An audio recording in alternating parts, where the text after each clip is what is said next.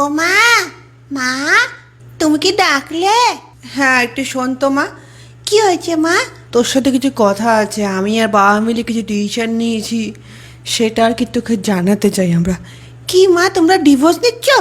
এই হ্যাঁ মা, হ্যাঁ, কি বললি? না না, বললাম তোমরা কোনো ডিসিশন নিয়েছো? হ্যাঁ, ওই আর কি তোর বাবা আর আমি মিলে তোর সম্বন্ধ দেখেছি একটা, তো সেখানে ভাবছি তোর বিয়েটা আমরা দিয়েই দেবো এবারে। ও, এত দেরি করে ভাবলেও তো ভেবেছো। কিছু বললি? না না, বললাম এত তাড়াতাড়ি তোমরা? না আসলে আর দেখ, তোর তো বয়স হচ্ছে, বিয়েটা দিয়েই দি। হ্যাঁ, তাহলে তুই একটা নিজের সংসার সময় মতন গড়ে তুলতে পারবি। দেখ, অন্য বাড়িতে গেলে তোর কোনো অসুবিধা হবে জানি, একটু মানিয়ে নিস। হ্যাঁ মা, মানিয়ে নেব। হুদাই হুদাই বড়ি লম্বি জুদাই। কিছু বললি?